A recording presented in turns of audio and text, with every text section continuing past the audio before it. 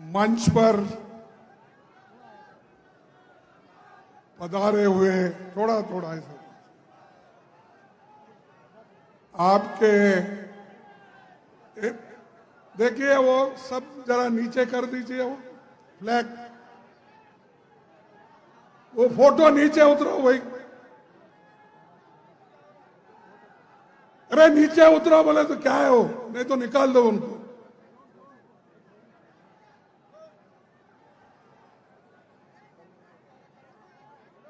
इस मंच पर बैठे हुए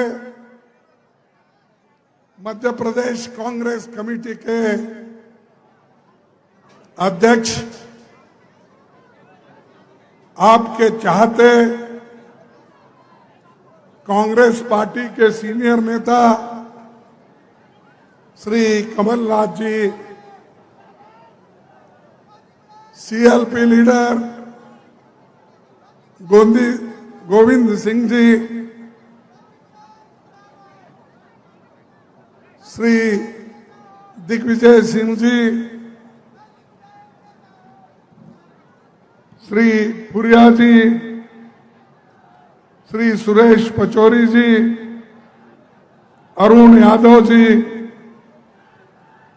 कमलेश्वर पटेल जी, राजमणि पटेल जी, सज्जन वर्मा जी, श्रीमती शोभा ओझा जी,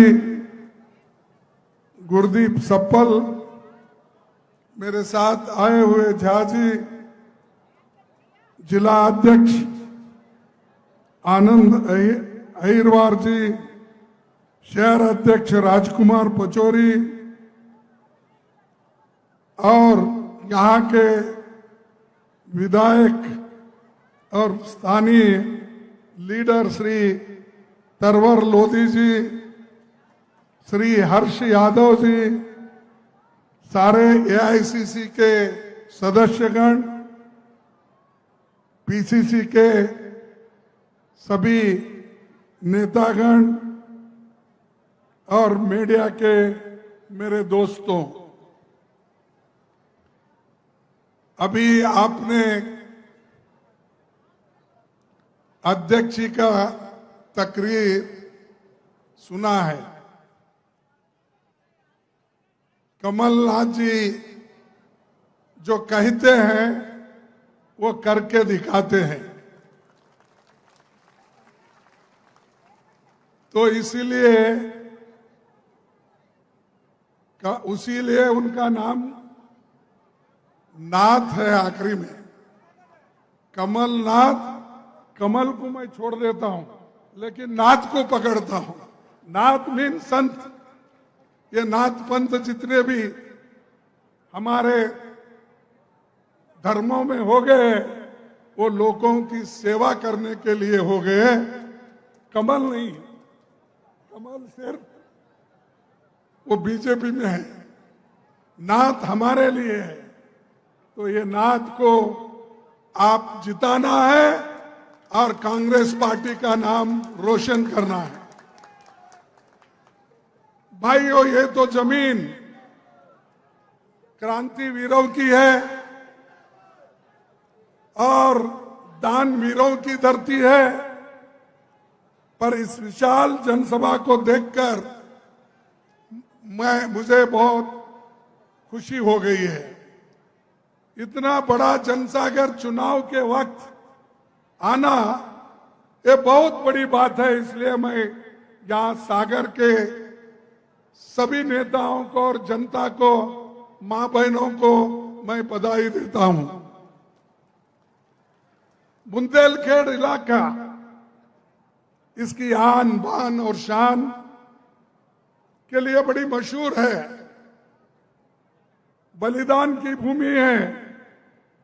आजादी के आंदोलन में शहादत देने वाले नायकों की श्रद्धांजलि हम सबको देना है। बुंदेलखंड केसरी महाराजा छत्रसाल, महारानी लक्ष्मीबाई, वीरांगना झलकारी बाई को भी मैं श्रद्धांजलि देता हूं। इसके साथ साथ 17 साल की उम्र में 1942 के आंदोलन में तिरंगा फहराते शहीद हुए साबूलाल जैन के योगदान को भी मैं नमन करता हूं, जिनके नेतृत्व में भारत का संविधान बना। वो मध्य प्रदेश में ही डॉक्टर बाबा साहब अंबेडकर महू में पैदा हो गए। ये भी बहुत बड़ी, यानी हर संत रविदास से लेकर बाबा साहब अंबेडकर जो गरीबों के बारे में सोचने वाले और देश के बारे में सोचने वाले, मानवता के बारे में सोचने वाले सभी संत और कानून के तौर पर सभी को मदद करने वाले लोग यहां पर पैदा हुए हैं, जिनके नेतृत्व में भारत का संविधान बना। और आज हम लोग उसकी रक्षा के लिए ठहरे हैं, क्योंकि चंद लोग संविधान को बदलने की भी कोशिश कर रहे हैं, लेकिन वो तो हो ही नहीं सकता, इसलिए कि देश के 140 करोड़ लोग उसके संरक्षण में जिंदा है, सपोर्ट करते हैं। और संविधान निर्माताओं में डॉक्टर हरिसिंह गौर जी भी थे। उन्होंने बुंदेलखंड की धरती पर जिंदगी भर की कमाई लगाकर मध्य प्रदेश का पहला विश्वविद्यालय स्थापित किया। मैं डॉक्टर गौर को विशेष तौर पर नमन करता हूं।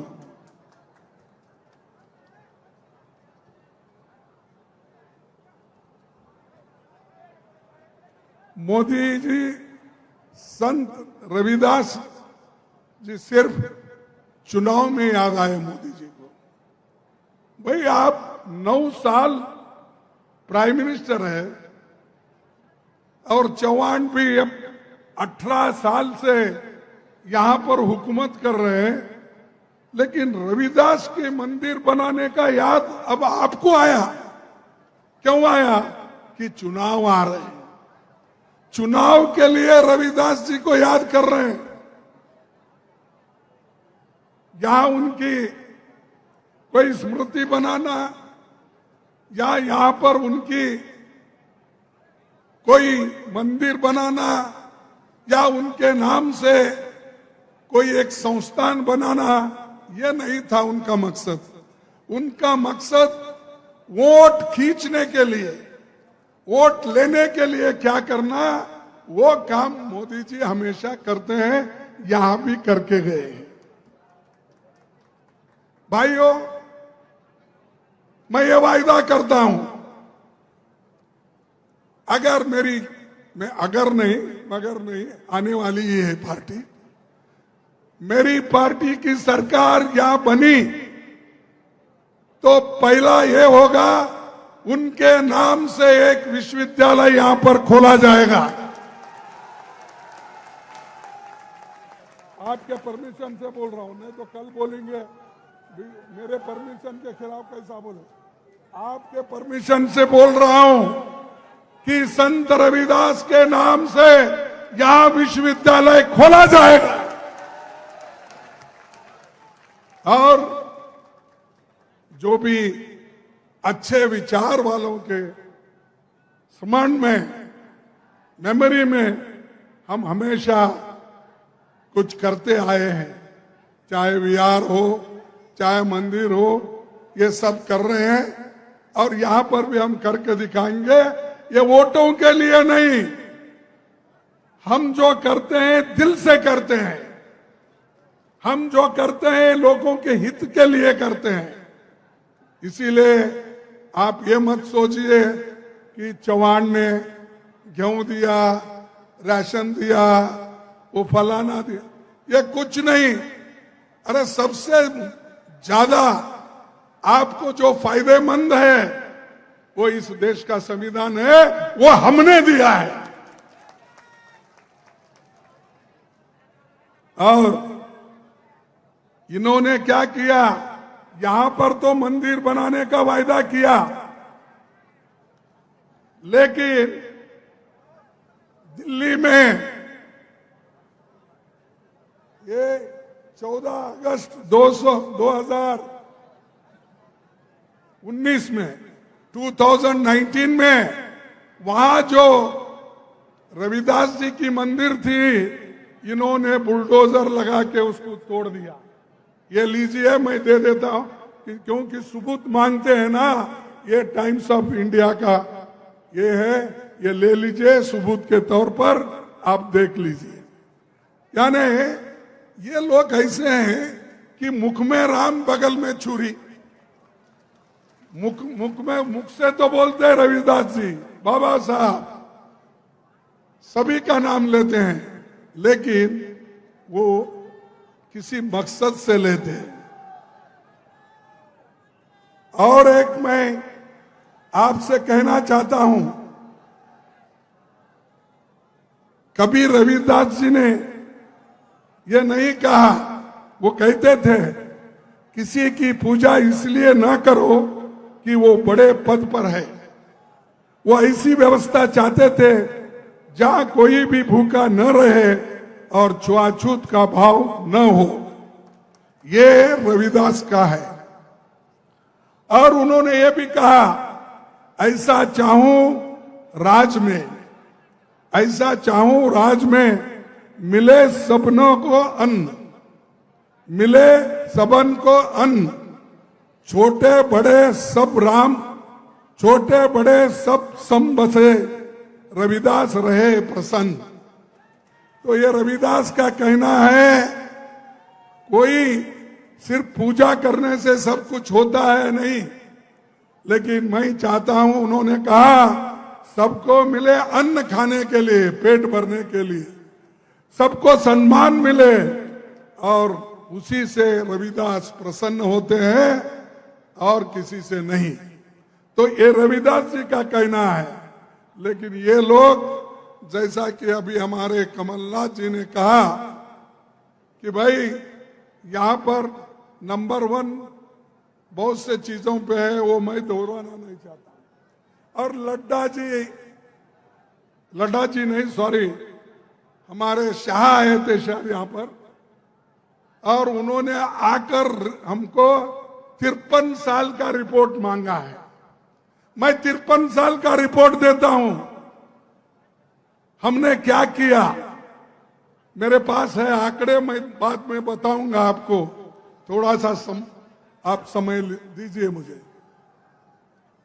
ये मध्य प्रदेश में एक व्यक्ति 18 साल से हुकूमत कर रहा है, अभी भी पिछड़ा हुआ है।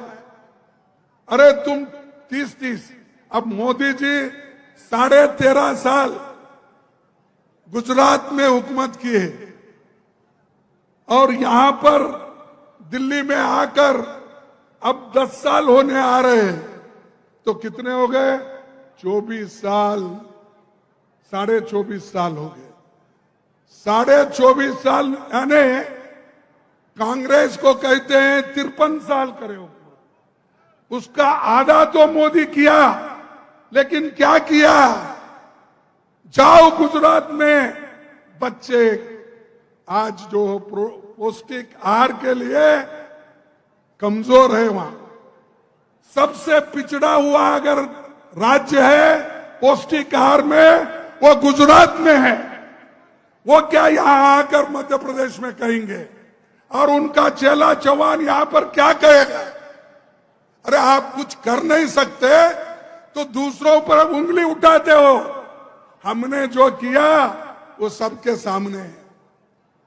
गौर ने जो किया विश्वविद्यालय का काम, ये मोदी ने किया? क्या मोदी के वक्त में हुआ? आप बताइए। तो ये मैं यही आपसे बताना चाहता हूं कि बीजेपी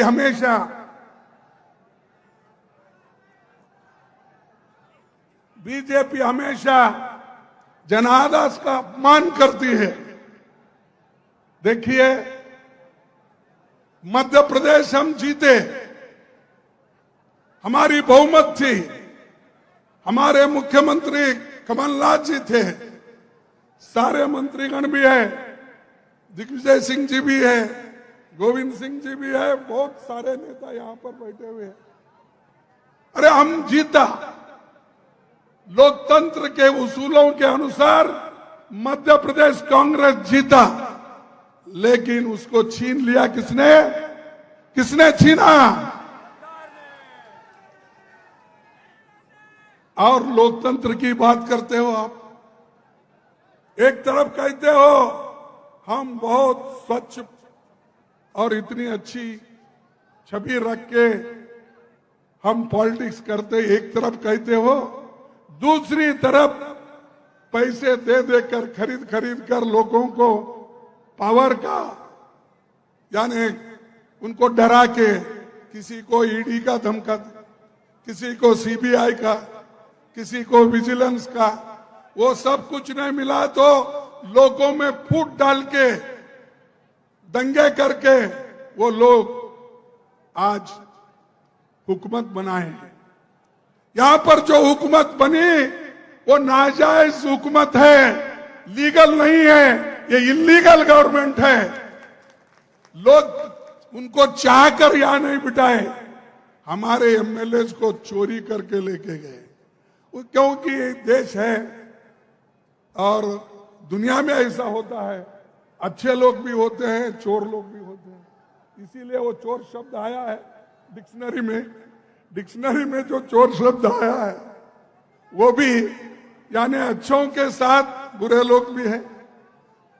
तो उनको सब लेकर आज आपने यहां हुकूमत चला रहे, और दूसरी तरफ कहते हो कि हमारे छवि के ऊपर, हमारे उसूलों के ऊपर हमने सरकार बनाए हैं, और उठते ही कांग्रेस को गालियां देते। जब कभी मैं समझता हूं मोदी जी को और यहां पर चौहान को कांग्रेस को गालियां दिए बगैर उनको खाना हजम नहीं होता। वो हमेशा बोलते रहते कांग्रेस ने क्या किया 70 साल में। अरे हम कुछ किया है इसलिए तो तुम प्रधानमंत्री बने, नहीं तो नहीं बनते थे। हमने संविधान बचा के रखा, लोकतंत्र को बचा के रखा, इसीलिए तो आप उस कुर्सी पे बैठे। चौहान को भी वही मिला। अगर ये नहीं होता, ना चौहान आते, ना शाह आते, ना मोदी आते, या अपने घर में ही बैठना पड़ता था। तो हमारी देन है। आजादी के लड़ने वाले कौन लोग हैं? क्या उस वक्त मोदी जी पैदा हो गए थे? शाह पैदा हो गए थे? इतनी बड़ी बड़ी बातें करती हैं कि आजादी तो हम लाए, लोकतंत्र हम लाए, संविधान हमने बनाया, फिर भी हमको पूछते हैं आपने क्या किया। हम करने के बाद ही सब कुछ आपको मिल रहा है।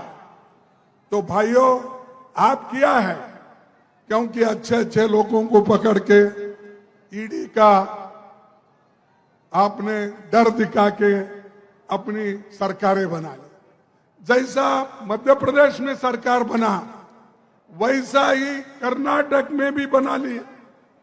कर्नाटक में भी वहां पर 16 एमएलए को बॉम्बे में रख के उनको मिनिस्टर बनाने का वायदा करके पैसे देके वहां पर उन्होंने अपनी सरकार बना ली। मध्य प्रदेश में बना, वहां पर कर्नाटक में बना, मणिपुर में बना, हर जगह जहां चुन के नहीं आते वो लोग इस मार्ग से ही जाते हैं और ऊपर से कहते हैं हम जीत के आए। इसीलिए इनको दूर रखना आपको सोचना होगा, और अगर इनको दूर नहीं रखे अपने इस पावर से तो ये फिर बर्बाद करेंगे, और इनका काम ही है लोगों को बर्बाद करना। और और एक बात मैं कहना चाहता हूं, तो मणिपुर जैसे एक स्टेट में इतना गड़बड़ हो रहा है, वहां पर मोदी साहब जाते ही नहीं, वहां पर मोदी साहब उसके बारे में बोलते नहीं, ना पार्लियामेंट में बोलते, राज्यसभा में बोलते, ना लोकसभा में बोलते। तो उन्होंने मुंह जब खोला कि पार्लियामेंट शुरू होने वाला है 11 बजे, तो 10:30 बजे वो मुंह खोल दिए कि मणिपुर के बारे में हमको सोचना है। अरे एक देश का प्रधानमंत्री 3-3.5 महीने से वहां पर दंगे चल रहे हैं, औरतों का रेप हो रहा है, नंगे फिरा रहे हैं, तो मोदी चुप्पी साधे। और ऊपर से वहां भी यही कहते हैं कांग्रेस ये काम कर रही है, कांग्रेस देश को डिवाइड कर रही है, राहुल गांधी ये कर रहे हैं। मैं समझता हूं उनके सपने में भी राहुल गांधी आते हैं। अरे राहुल गांधी दोनों ये काम करके बताया, 4000 किलोमीटर पैदल चल के भारत जोड़ो का काम उन्होंने किया। आप लोगों ने देखा है, यहां से भी गुजरी, मध्य प्रदेश से भी लोग कैसे जुड़े, क्योंकि कांग्रेस के ऊपर उनका भरोसा है, इसीलिए तो वो भारत जोड़ो यशस्वी हुआ। वो काम करे तो भी कांग्रेस को टीका करते रहे बीजेपी वाले, और भ्रष्टाचार के बारे में तो बोले, वहां पर तो कर्नाटक में 40% थी, और यहां कितना परसेंट है उनको ही मालूम।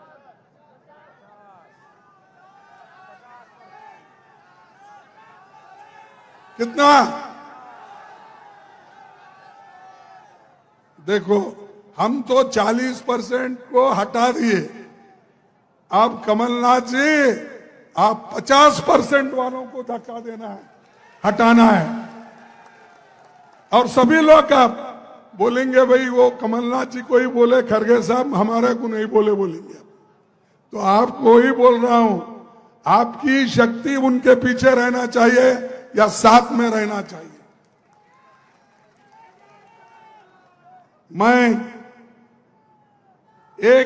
हम तो किसी के खिलाफ किसी को बदला लेने का नहीं सोचते, हम हमेशा सबको अच्छा करते हुए आए हैं। और एक बात मैं कहना चाहता हूं, बाबा साहब एक बात कहे थे, बदला लेने की नहीं, बदलाव लाने की जरूरत है। ये ऐसा हमको किसी से हम बदलाव नहीं, उनको हम कोई द्वेष दृष्टि से नहीं देखेंगे, लेकिन वो छोड़ रहे नहीं हमारा पीछे।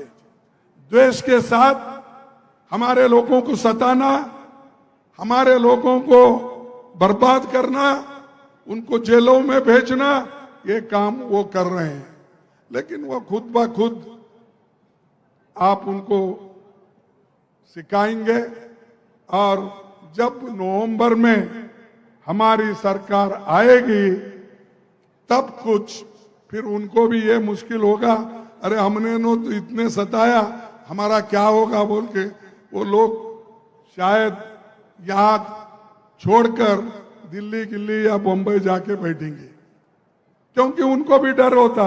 लेकिन हम डराने वाले नहीं और डरने वाले भी नहीं, ये हमारा ये है।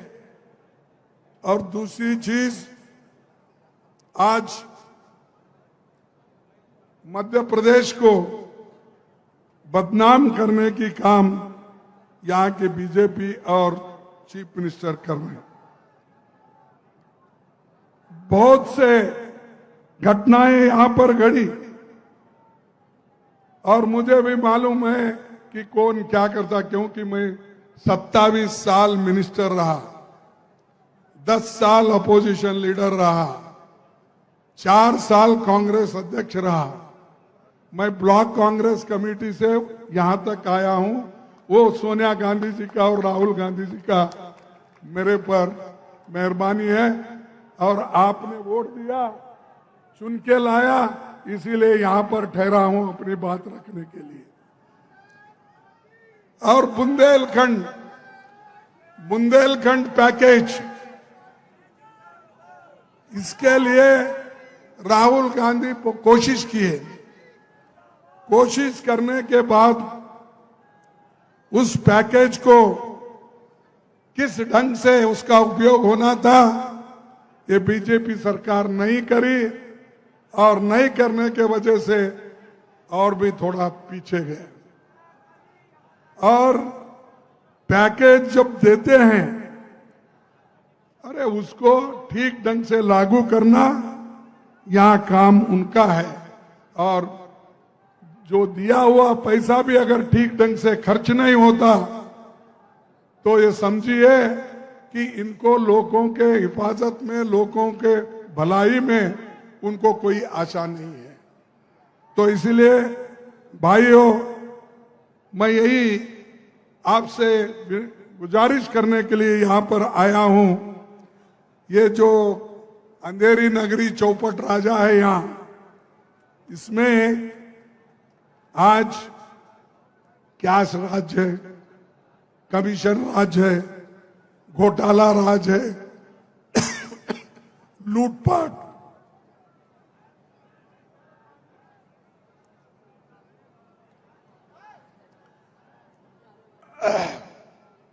लूटपाट हो गई। ये प्रदेश तरक्की नहीं करेगा। तरक्की करेगा तो कांग्रेस के गवर्नमेंट में ही तरक्की करेगा, बीजेपी से नहीं होगा। और मैं आपसे ये फिर एक बार याद दिलाना चाहता हूं, जब मध्य प्रदेश की सरकार आई कांग्रेस की, कमलनाथ जी उसके मुख्यमंत्री बने, किसान कर्ज मुक्त होंगे और एलपीजी गैस सिलेंडर केवल 500 रुपए में मिलेगा। मैं वायदा कर रहा हूं, फिर मेरे को बीच में मत छोड़ो। एलपीजी गैस सिलेंडर केवल 500 रुपए में मिलेगा। महिलाओं को 1500 हर महीना मिलेगा। महिला तो खुश होना चाहिए, हाथ उठाइए। ठीक है, 1500 रुपए देने का वायदा हम कर रहे हैं, और पैसा हमारे पास आ गया तो और बढ़ा देंगे आगे। 100 यूनिट तक बिजली बिल माफ, सरकारी कर्मचारियों के लिए ओल्ड पेंशन स्कीम, ये सभी चीजें हम आपके लिए करेंगे। और ये जो कांग्रेस सत्ता पर आने वाले कुछ वायदे हम किए, और अध्यक्ष के तौर पर मैं आपसे वायदा करता हूं कि मध्य प्रदेश में कांग्रेस की सरकार बनने पर हम जाति जनगणना का भी कराएंगे। ये जाति जनगणना करने से मालूम होगा इसमें कौन से तबके के लोग गरीब हैं, पिछड़े हैं, लैंडलेस है, अशिक्षित है, ये सब बाहर आएगा। इसीलिए ये हम करके रहेंगे। क्या मणि पटेल करेंगे ना? तो ये चीज हम करके रहेंगे।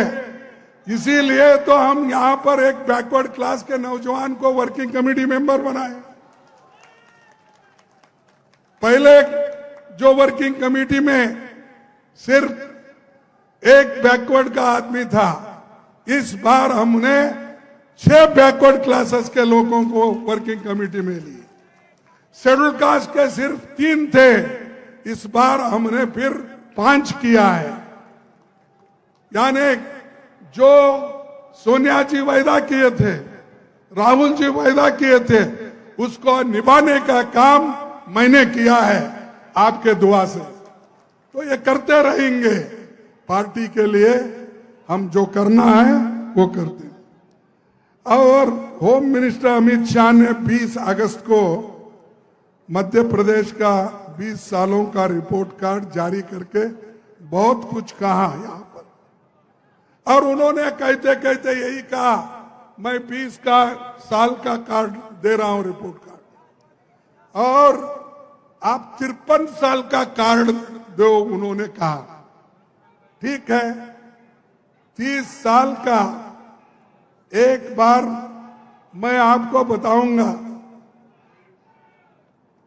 भाई।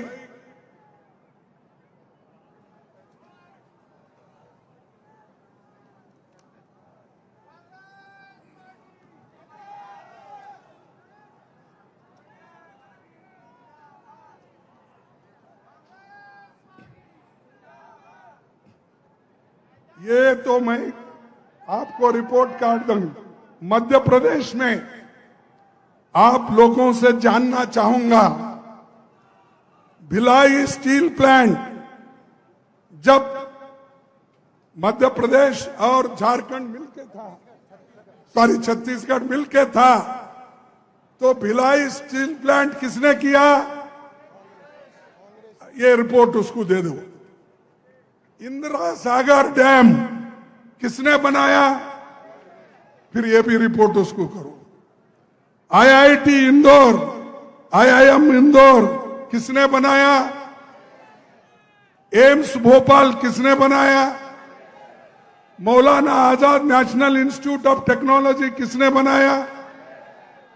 रानी लक्ष्मीबाई इंस्टीट्यूट ग्वालियर किसने बनाया? चंबल घाटी प्रोजेक्ट किसने बनाया? ये सब रिपोर्ट उसको दे दो। बाकी का डिटेल रिपोर्ट है मेरे पास, समय की कमी होने की वजह से पूरा तो नहीं बोल सकता, लेकिन थोड़े और उसमें से भी बोलूंगा।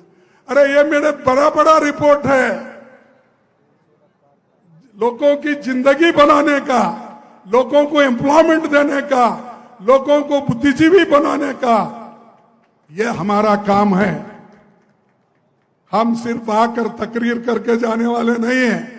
पंडित जवाहरलाल नेहरू जी से लेकर राजीव गांधी तक हमने क्या किया, ये सब दुनिया को मालूम है। और तुम झूठ बोलकर लोगों को गुमराह कर रहे। 2 करोड़ नौकरियां दूंगा। भाई 2 करोड़ कौन बोले? मोदी जी बोले 2 करोड़ नौकरियां, बोले तो 18 करोड़ नौकरियां दिए क्या आपको? कैसा नहीं, झूठ बोल रहे हैं। क्योंकि प्रधानमंत्री होके उन्होंने 140 करोड़ जनता का नुमाइंदगी करते हैं, क्या वो झूठ बोलते हैं? मैं समझता हूं आप 2 करोड़ नौकरियां, 18 करोड़ नौकरियां लेकर आप झूठ बोल रहे हैं। या तो आप झूठ होंगे या तो वो झूठ होंगे। कौन झूठ है? मोदी। 15-15 लाख हर एक के जेब में डालूंगा बोले, मिले क्या आपको? अरे ये तो प्रधानमंत्री झूठ कैसा बोलता भाई? ये तो प्रधानमंत्री बोले सो बात है, तो प्रधानमंत्री झूठ है, झूठ है।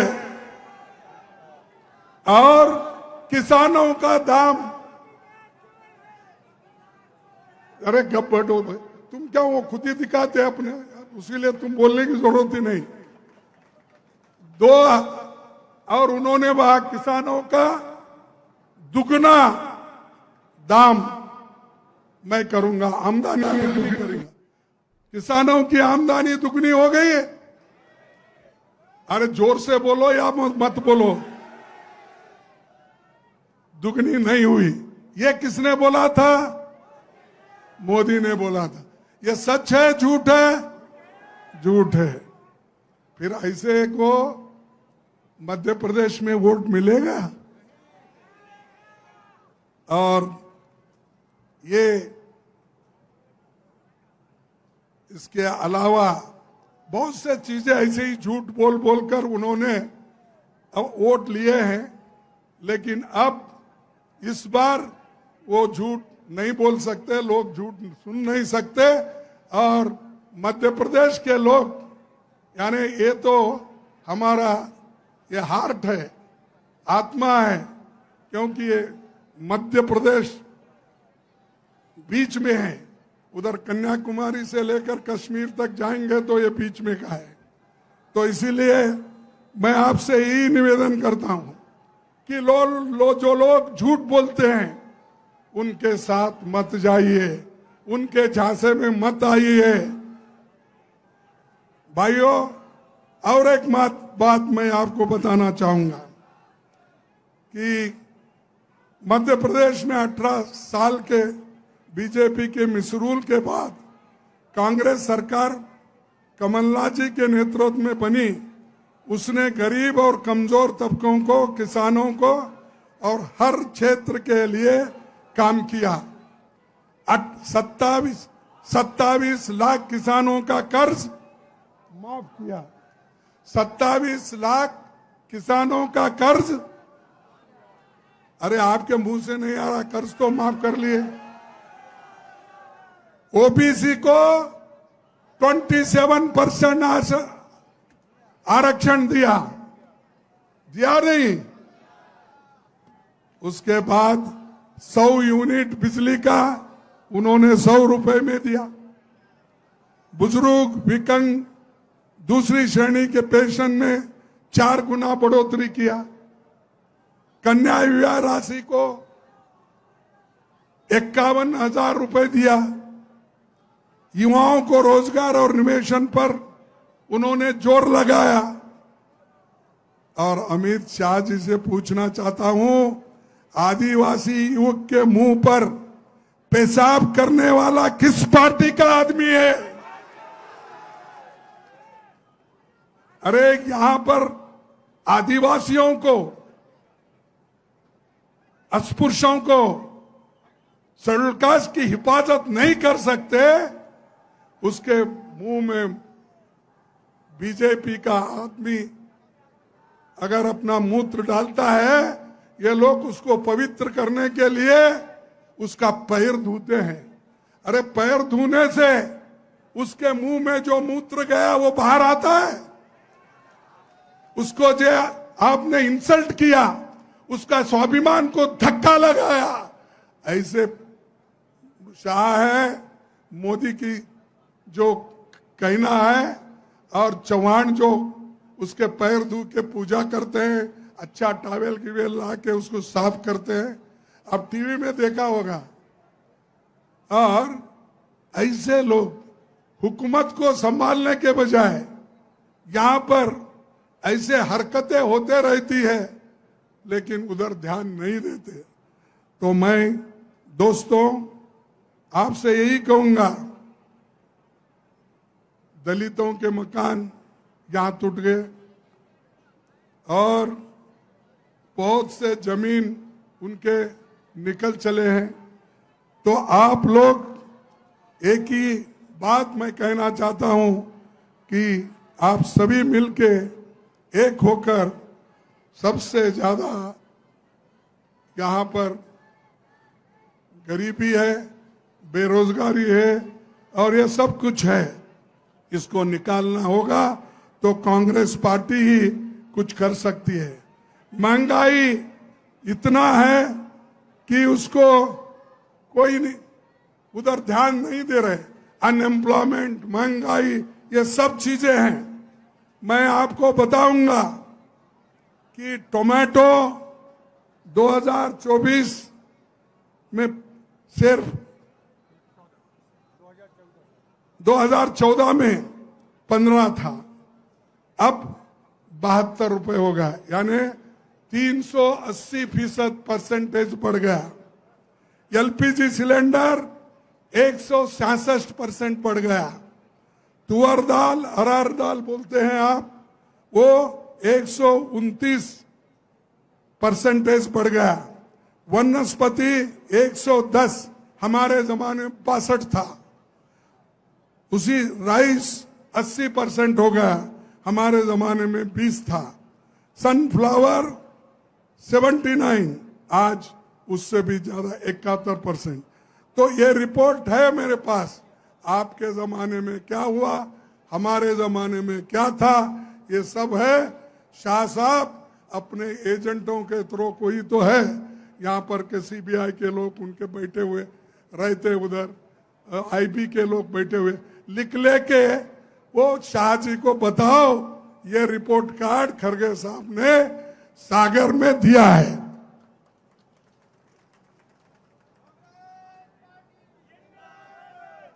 अब मैं ज्यादा वक्त नहीं लेता और दो चार चीजें मैं आपको बताऊंगा, क्योंकि फिर मेरे को आना है कभी भी, तो उस वक्त बाकी के बताऊंगा।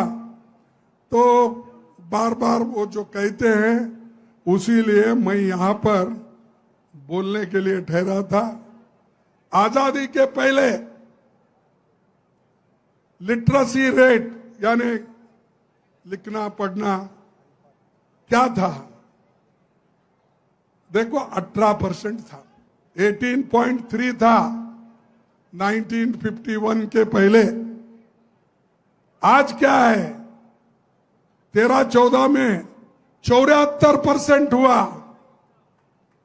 ये हमने किया, 18 से 74 तक लेके गए, फिर भी हमको पूछते तुमने क्या किया, ये किए हम।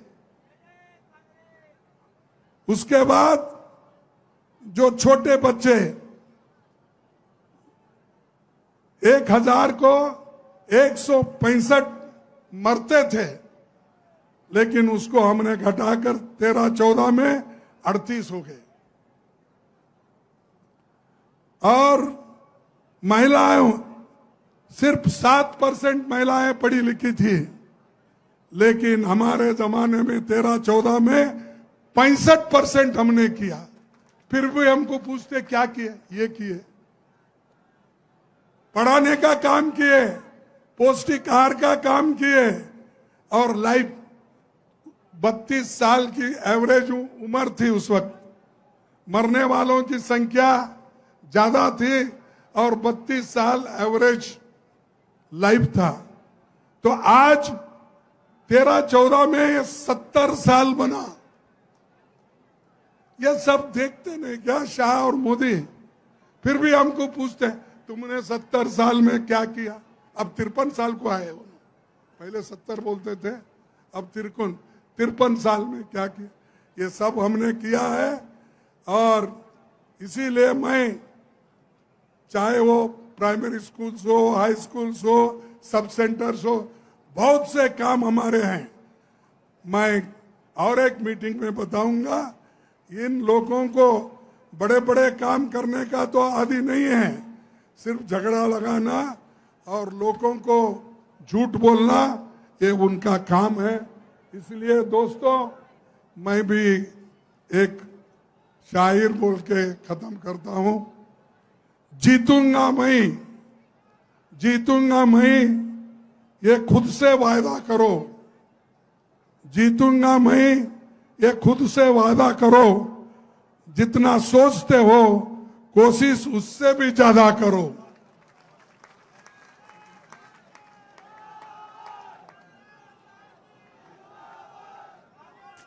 तकदीर भी रूठे पर हिम्मत नहीं टूटे। तकदीर भी रूठे पर हिम्मत ना टूटे।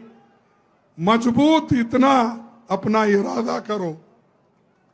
और भाइयों, हर कामयाबी पे आपका नाम होगा, हर कामयाबी पे आपका नाम होगा। आपके हर कदम पे दुनिया का सलाम होगा।